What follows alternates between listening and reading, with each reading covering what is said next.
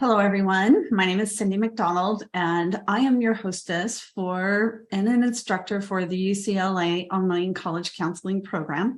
I also host the Friday Forums, which is an online show that talks to experts in areas and subjects that matter to you. I'm also very honored to be able to take these and have these on a YouTube channel. And it's Cyndy McDonald's channel.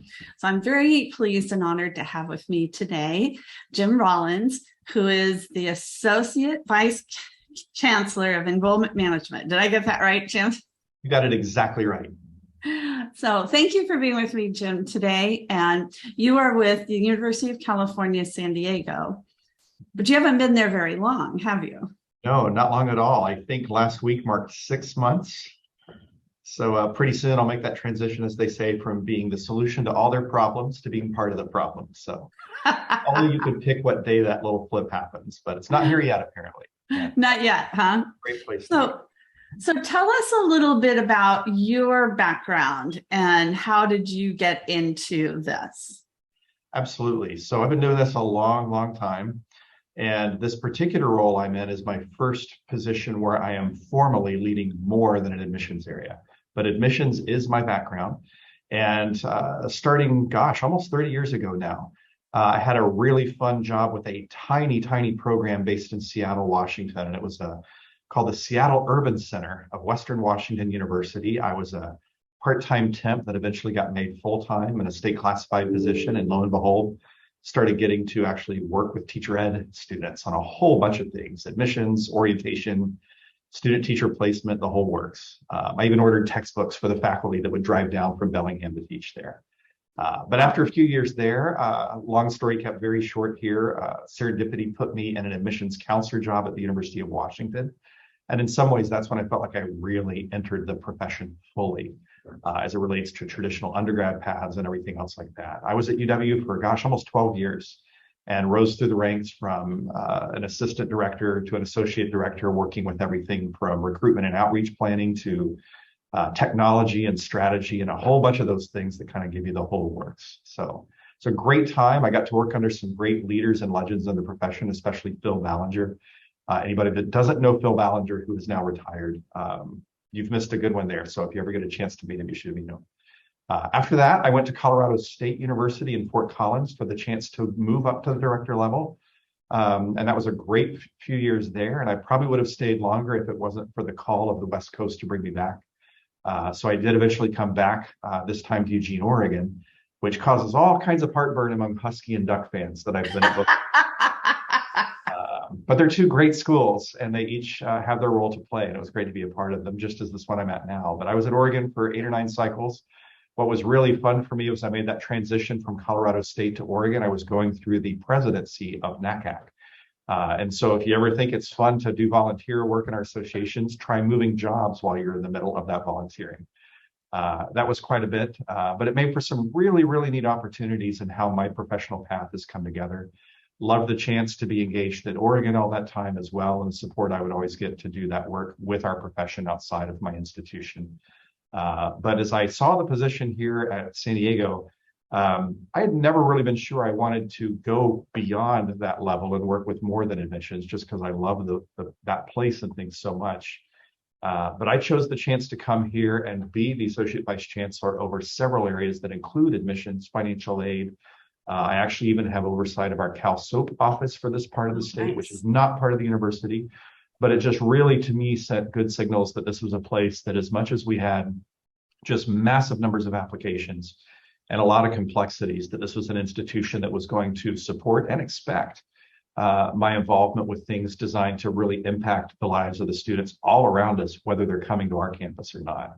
And so it's off to a great rip-roaring start in that regard, and really happy to be a part of this place, not to mention this gorgeous city that it happens to be located in.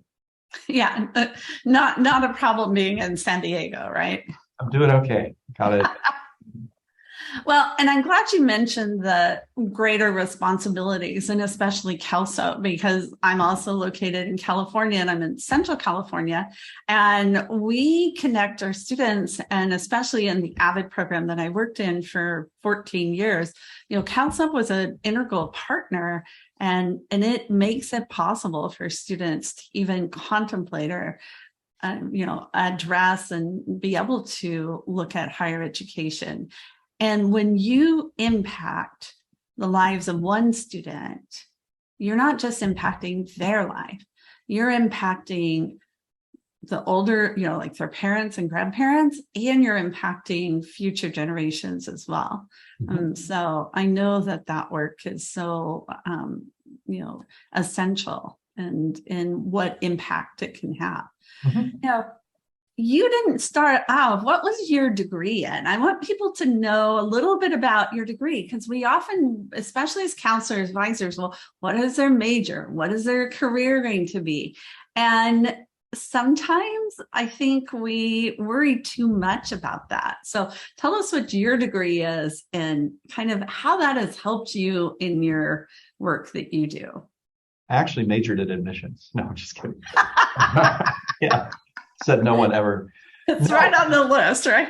Yeah, I have an undergrad and a master's degree in music performance. And I was just at some point in my youth, I was just on a beeline to become a professional orchestral musician. And then I can hilariously say, then I realized that's a crazy line of work to go into. I'll go into education.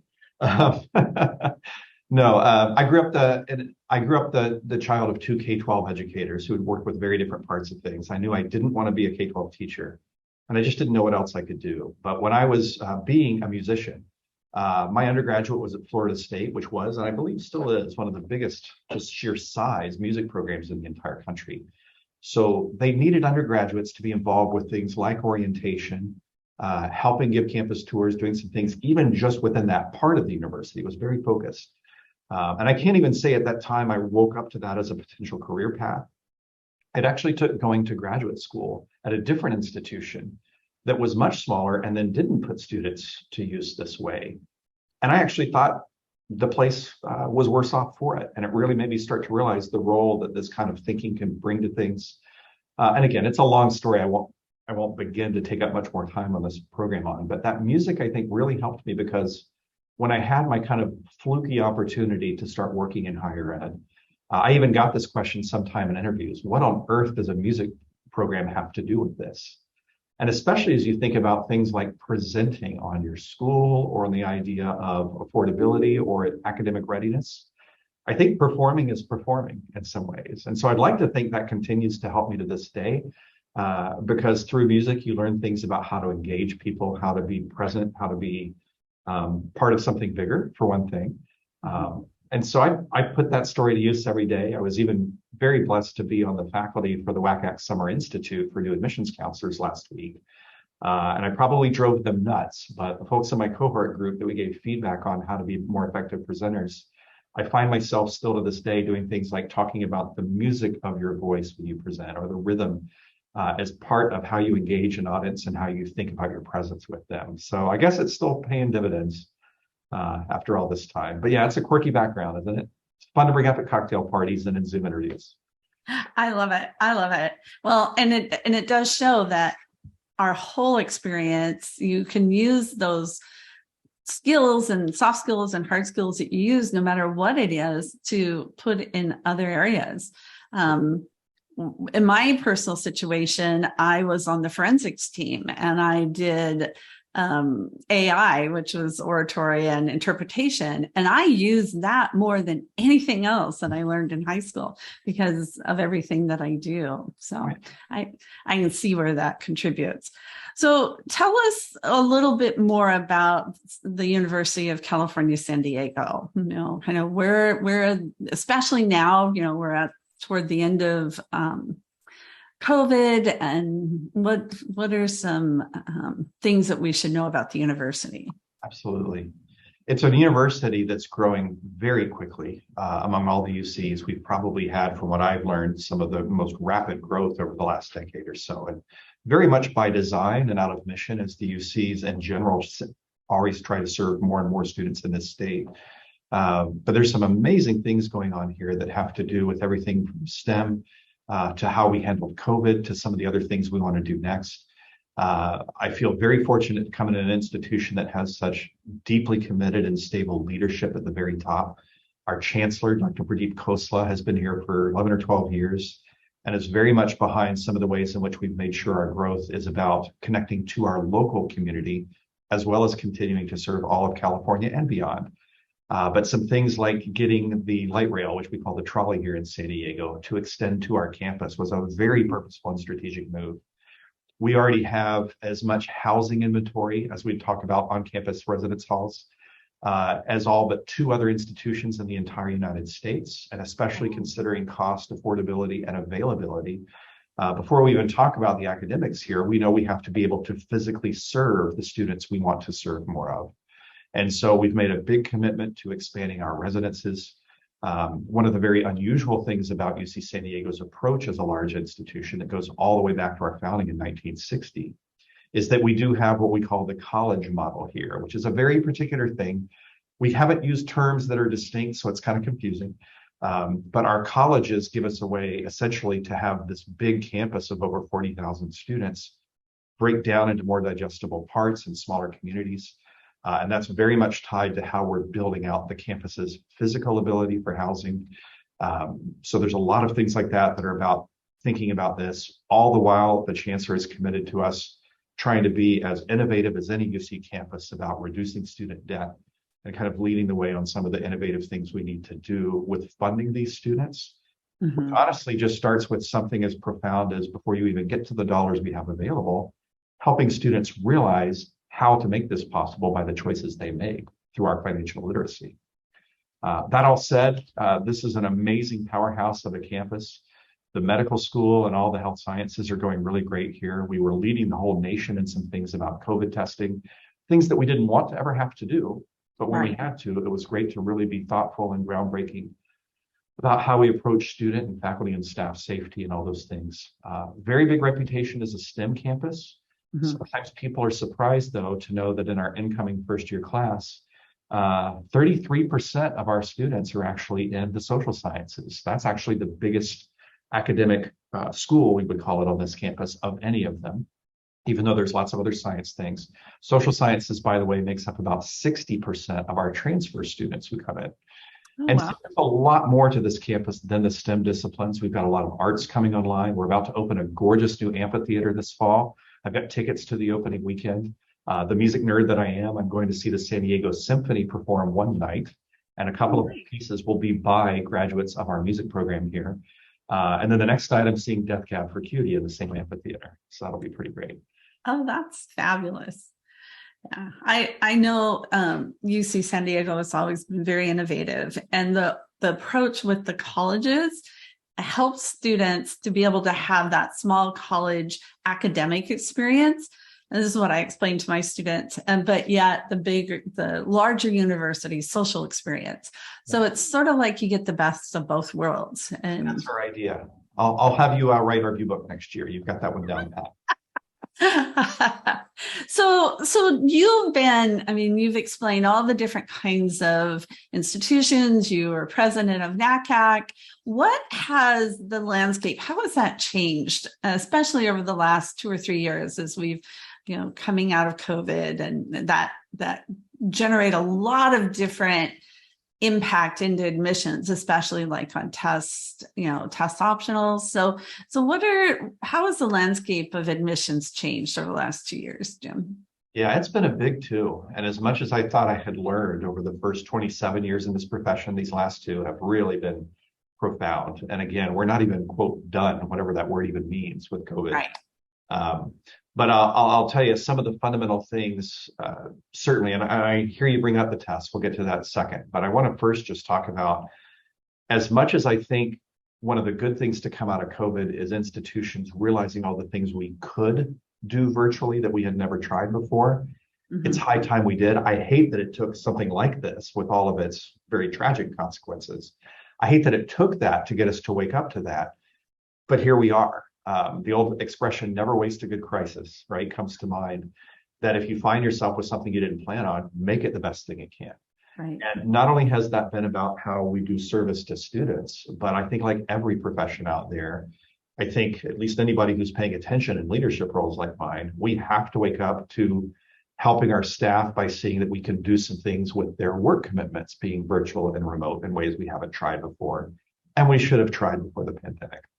So I think that's one of those huge things. And then along with that, as much as I think there's been some folks out there that think of themselves as futurists getting all excited that we've shown you can do online learning, I don't think for a minute that the outcome of this has been that we've all decided we can stay home for college. No. I think if anything, students have realized how much more than ever they know they thirst for that individual, that in-person contact, not just with us, but with each other. Yeah.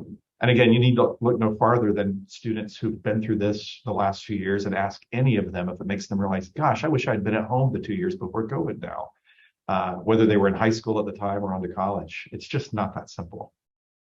So I think while we've certainly learned there's some things we can do virtually now, I love that. I think it's got all of us appreciating the in-person stuff even more than ever. And I hope that will stick, whether it's about a family's ability to come visit a campus or how students value discussion time outside of class, all these things. There's so much more to what we were doing than the formal and easily defined things. So I hope that's going to last as a legacy that comes out of this tough time, is that we're really making sure we latch on to the things that we no longer take for granted. So back to your testing thing. You know, I think the test-free, test-optional movement was certainly picking up a lot of steam with or without the pandemic. But wow, did that make for a watershed moment. I think mainly because students literally could not take the exam. Right. It was great to see a lot of my colleagues around the world that is higher ed go ahead, and maybe it was even begrudgingly in a few cases, but either way, they gave it a shot as a, for now, as a let's see how this works kind of measure, even if it wasn't permanent. And I'm very happy to see, and I can't speak for all institutions, but I'll know a lot of the institutions I've talked with that were trying this as a COVID-based need, realizing they're just fine. The students are just fine. And so even though we are going to have a little bit of a kind of a regression back to things, as schools say, oh, we can require this test again, I'm especially excited for our geographic part of the United States that this seems to be sticking really well. Do tests tell us something about student readiness? Yep. Is it accompanied by so much noise that it may not be worth all the side and collateral damage it causes? Right? It may not be worth that. No. I don't miss those tests for a minute. And I think that's true for a lot of my institutional colleagues at other schools. I always want to encourage everybody, if you see an institution that continues to require these tests, don't make the mistake of assuming it's the philosophy of the admissions or enrollment management people. It is very possible that it's somebody above them and they've got the hand they were dealt. And while you could say, well, you're not effective enough as a leader if you're not getting this change, there's some big forces out there for some of these colleagues of mine, depending on the part of the country or the kind of school they're at. And I really take pride knowing that they are going to find their own ways within those settings to still try to temper how the scores are used if they're required, at least, and to really get out there in front of students and talk with them about things. But we are no doubt at a time where there are so many of us not using the tests anymore that a student, I think, could very reasonably afford to let a school's test policy figure into whether they're interested in that school or not. I think that would have been a real philosophical risk for a student to take up until just a few years ago, because they'd be ruling out too many really great places that required the tests, but also made very sparing use of them. That line has now been flipped.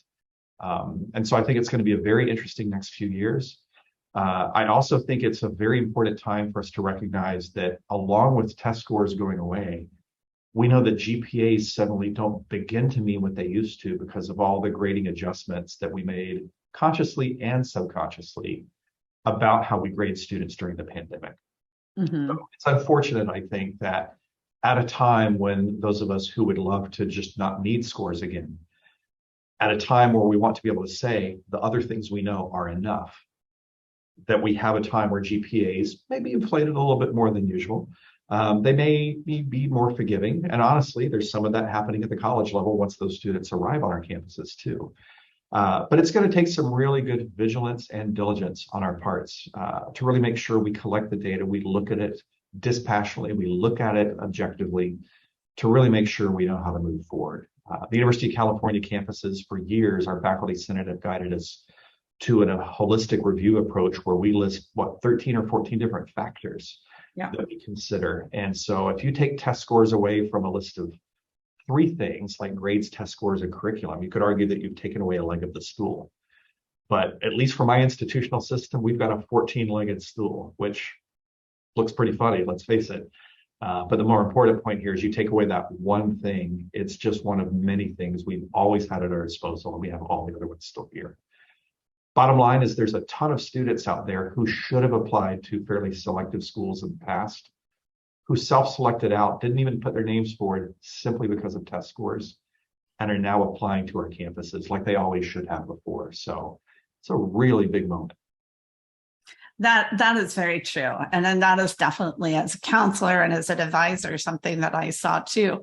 My students, once they didn't have to take the SAT or ACT, suddenly there are a whole range of schools. They had the grades and the courses that made them, qualified candidates, but they didn't have the test scores. And the other thing that I will add to what you've just said is, if these students aren't having to spend the time to prepare for the test, then how much more they can use that time in other ways that may be more impactful and more meaningful. Or go to prom. Exactly. Read a book, things like that. So what about for the future? And you mentioned data, and data is such an important aspect. We also know that the number of graduating high school seniors is going down, and that's a concern as you look at in the future for enrollment. So what does the future look like? What are some things that are being considered for that? Right. Well, I'll tell you, I never want to sound glib or dismissive of the reality you mentioned of the number of high school graduates nationally is indeed diminishing. Keep in mind, we have several million high school graduates per year. So even when we go down by maybe 100, 200,000, that's not a big proportion. But yes, mathematically speaking, we do have the potential for colleges meeting their class, so to speak, or other things like that. We have the potential for that work to get harder and harder. I think probably the even bigger concern for me right now is that we do always have opposing forces to the value of higher education, talking about, you don't need college. Why go through all this? Why incur all this debt? And so I actually lose more sleep at night over that than I do over a slight decrease in the percentage of, the number of students graduating from high school each year. There are, kind of like I said with test scores, there are on the horizon all kinds of things we can and need to do that we should have done anyway. But I think it's going to sharpen our mission on that. Higher education needs to spend a lot of time not looking at the fewer number of students coming out of high school. We need to look at the number that's always been there of the proportion of those students who don't see themselves as college material, who've been told they're not good enough, not ready enough, not rich enough to be able to do this, and invest our efforts even more than ever in issues of, if we were to put the work that CalSOAP type offices do out there, if we put that out there as financial literacy, then I guess the readiness part otherwise, maybe we call that academic literacy, right? Mm-hmm. The idea of knowing there's a way that you can use high school to be ready for college, that you can have put the right pieces together. Here in the state of California, we'll talk a lot about A through G. Other states don't have the letters, but it's the same concept. What do you need to study? Not just how well do you need to do, but what needs to be in your academic toolbox to be ready for college and all that stuff that comes after. So I think we've got plenty of work ahead of us to take stock of how much we need to help more students than ever be college ready in academic and financial ways. So that I would like to think that we even call it a demographic cliff, which I think is far overly dramatic. Let's call it a demographic speed bump, I was telling a group just last week. It is. If you look in the grand scheme of things, this is a small decrease in the number of high school graduates. We need to work on making more of these students eligible. Within that decreased number, by the way, anyone that doesn't know these demographics, it's incredibly important to understand that the sheer number of high school graduates comes along with a change in the composition of those graduates based on things like racial and ethnic background and some of the socioeconomic status that tends to go hand in hand with that, about what proportion of those students would be from relatively low income environments or first gen. The old expression is that if you keep doing what you've always done, you're going to keep getting what you've always gotten.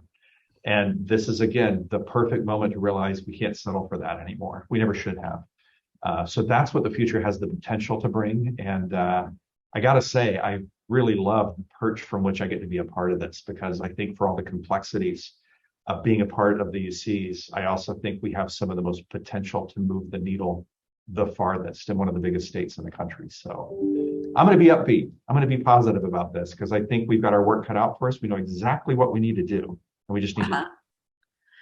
Well, and you bring up a really good point, because California, especially the University of California system, does lead the way. You know, when the UCs make certain choices or go certain directions, the rest of the country follows, watches, and follows. I mean, I remember watching that on the subject test. When the UCs eliminated the subject test, then pretty much that kind of eliminated them pretty nationwide. And the essay, you know, requiring the essay on the SAT, same kind of thing.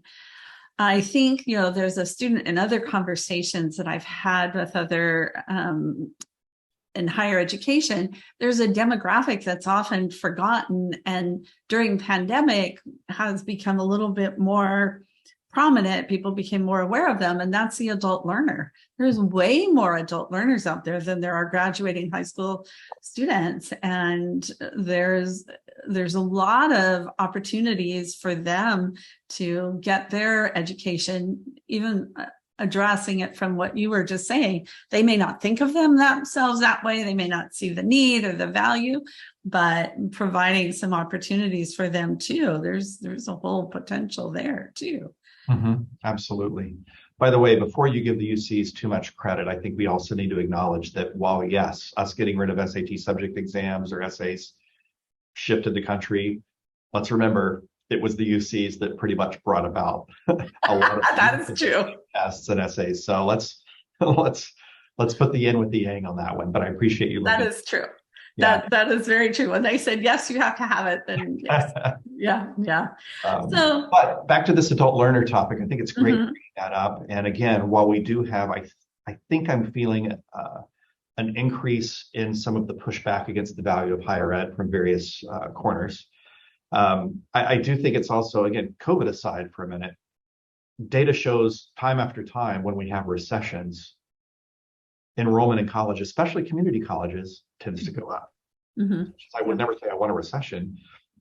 I'm very interested to see that while we've got a decrease in community college enrollments over the last few years now, and therefore the transfer pipeline into universities, it's going to be interesting to see how the recession, or what do we call it before it's called a recession, whatever we call it, economic slowdown. Yeah, I was going to say depression, but that's not the right word.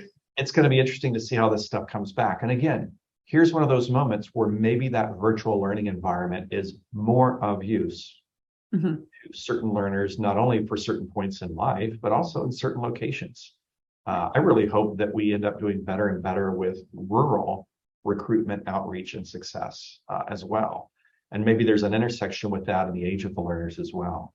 But I think it is going to be a really neat time to see how we do this.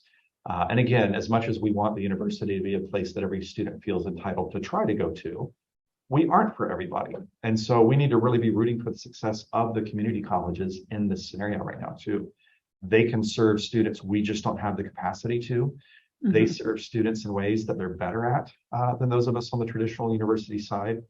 And so we need to really be mutually lifting each other up right now, because some students need one or both or the other. And we got to be thinking about each other with the work we do collaboratively going forward. Right. I agree. And that serves the students and serves their communities, and, you know, it brings everything together.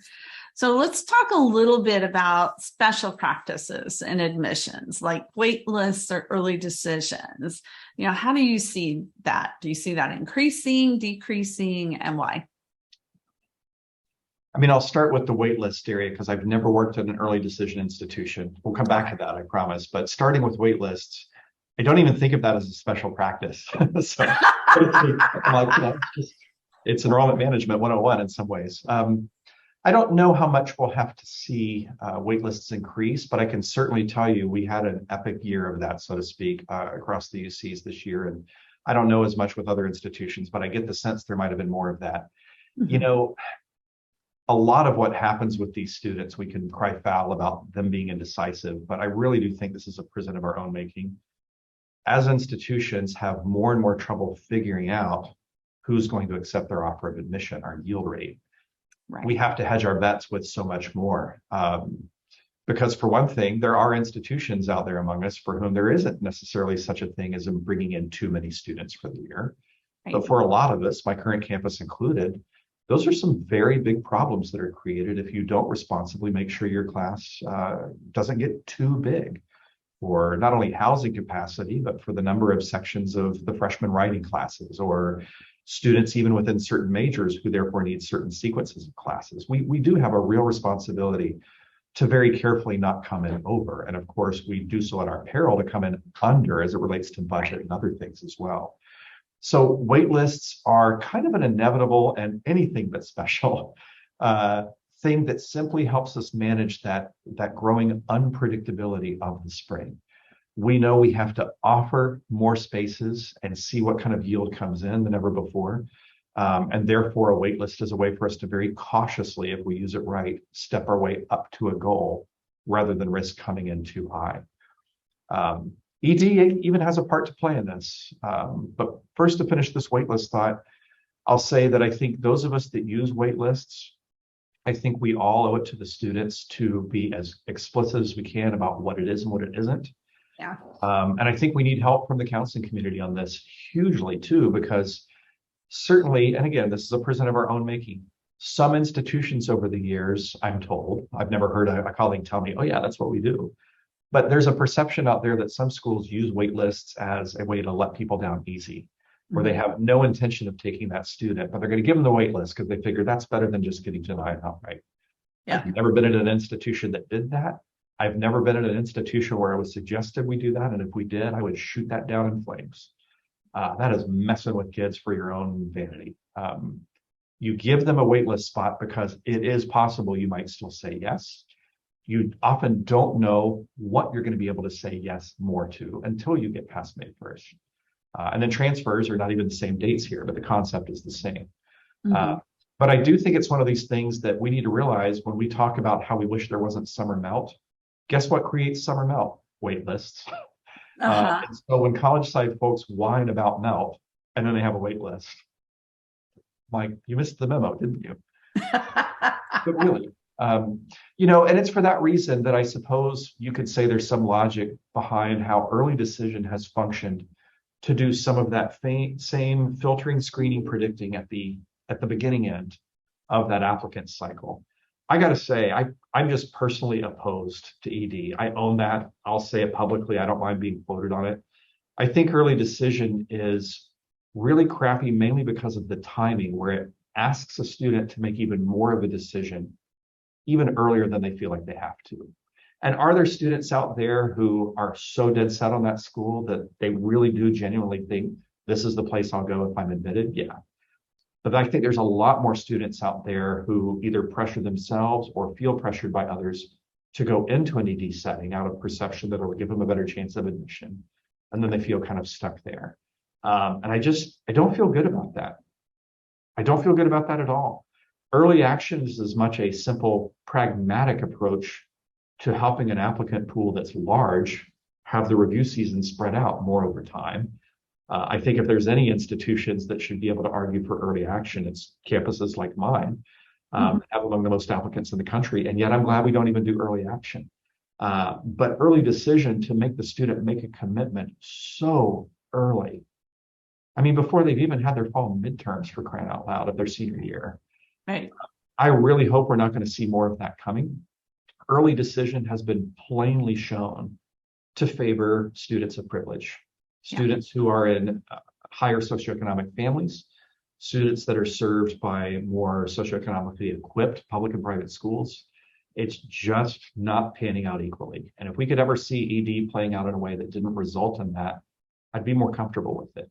So I think that is a special practice that I hope dwindles over time. I don't know that we can count on it dwindling over the next few years, though. I think wait lists are a simple inevitability when we give students more time to make up their minds. But I'd rather give them more time than give us more time. Mm-hmm. More sleepless nights for us, but we get paid to do this and they don't. And that's true. But those are those two ends of the spectrum. And it's going to be interesting to see how they keep evolving over these next few years. There are some that argue, by the way, that taking away test scores has taken away a massive predictor of yield. And so some people have argued that they need to use wait lists more, or they're going to use early decision more because of the absence of test scores. I'm not sure I buy that. Might be a crutch instead of an actual connection, but either way, it's definitely part of the dialogue and will be for a while here. Definitely. So you mentioned something that you need us as counselors to help communicate to our students. So what are some other things that we can do to help make your job easier? Sure. Well, there's so much you already do to make our jobs easier. So I certainly don't want to start from that perspective. You know, one of the simplest things I think is just help students see possibility, which I know is what most of you got into this profession to do. You know, on those rare occasions where we hear of the counselor that told me I'd never amount to anything, and I showed them I applied to school X. Well, please know we on the college side, we know that's the exception. But just keeping in mind that is the same goes for us. What we say is not always the same thing as what students hear. So really making sure we're partners at the desk rather than worrying about which side of it we're on. We both know we've got a chance to reinforce each other's messages. So I love it when high school counselors are willing to join us with that. And mainly, I hope you feel like we're joining you in that conversation. I always want to encourage the admissions counselors that I'm lucky enough to come in contact with and be a part of training like we did at WACAC last week, to really be encouraged to know that one of the best things we can do to help students is to support your work with students on that other part of the equation. But when counselors work with us on getting information, honestly, the best thing you can do for us is call us out when we get it wrong, and make sure we hear from you. And again, your tendency might be to say, I've said this 5 years and I'm tired of saying it. I'm just going to tell these students, avoid this school or watch out for this practice. But wow, give us a chance to fix it. And thanks for your patience when you do. So, well, thank you, Jim. And I think that is something that in our profession we're all focused on the students and their experience. I hope so. And whatever we can do from whatever side of the desk we're on to help them. And sometimes that also means explaining it to parents. You know, as we talked about cow soap and things like that, a lot of times parents don't either have an over emphasized, emphasis on education and which college to go to, or they don't think that their kid, they can afford it or they're ready or whatever. So having us on both sides to help support both the students and the parents, I think is very valuable. So if they have a question or a problem, who should they contact? People on this course? Well, in terms of as a counselor advisor, if somebody tells me, oh, this school is doing something, should they contact the admissions office? Should they contact, the registrar, the chancellor's office? What would you recommend? For the most part, I think just about all of our campuses have a really good 1-2 punch about the relationship between financial aid and admissions, which I think are the two main offices that most of the problems I think students will encounter. Those are the two places that can help you solve that as a prospective student.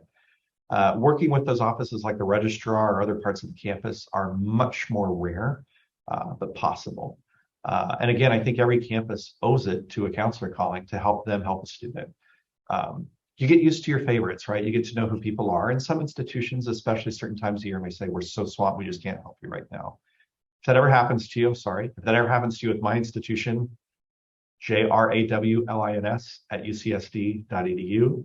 You hear it, you can use it. But one other thing I'll say is when I think about problems, I'm mainly just thinking about little problems. And most of the time, this is about communication. And you all know good and well, there's times you have told a student, don't do this. And then they do it and they say, you never told us. Of course you do. And believe me, the same thing happens in the college admissions offices too. We explain to them why they couldn't get the hold removed or why they weren't given the scholarship. And then they call you up and they're like, they didn't tell me anything. Yes, we did. But certainly give us a chance to get that right and let us know how things came through. Trust us to get a shot to do our best for you.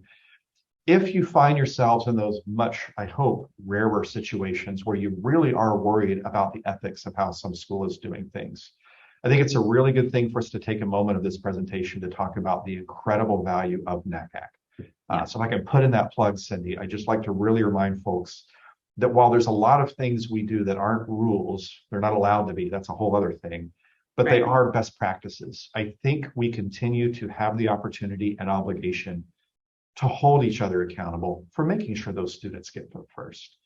A lot of times, if you see a college do something to pressure a student to get back to them sooner than sounds right, or they aren't really clear on stuff, don't assume, kind of like we talked about with test scores, that that's an admissions office going, I think we'll make this harder this year.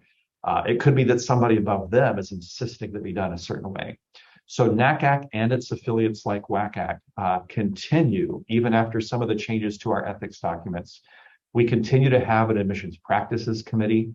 We continue to have people that are meant to be an objective sounding board for you, not part of that school, to just kind of say, you know, school X is doing this with my student. It just doesn't seem right. Have I lost my mind, or does that just not seem right? And so they can help intercede, commiserate, bounce things back off of you to help address those things. Sometimes they can actually help you realize, yeah, that's a thing, and here's why it's considered okay as long as they do it this way and this way. You just may not have ever encountered it before.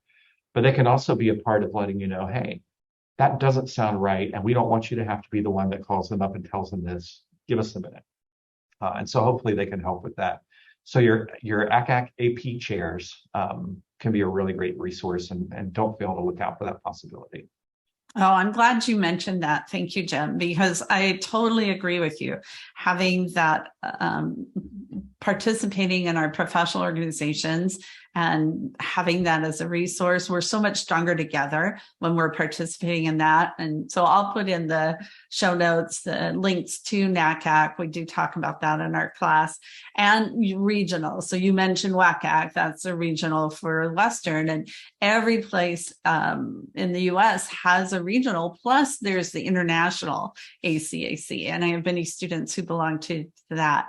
And what a difference that can make. I mean, you've already shared what a difference in just even this conversation and the training that you're providing to admissions and counselors. I know I participate in a training session every WACAC, like a pre-conference session that we do for independent counselors. So it is so valuable, and it brings all the voices to the table and helps us, going back to our original topic in terms of the landscape of admissions, it helps us all to be a part of that and building that tapestry of what that looks like. So thank you so much. Thank you. This has been so informative and just invigorating to think about and hear all the different things. And I love your positivity in terms of where we're going and what the opportunities are. And that's just very refreshing, Jim. Thank you so much for being here today.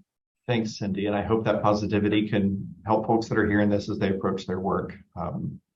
Having talked with many of the folks that have gone through this program, since those of you listening are part of it, I'm so glad to know you're doing it and getting to learn from Cyndy and others. And if you ever see this video and you happen by my campus, let me know you saw this and let us know if we did this okay. There's that feedback thing again. Exactly. Well, thank you very much.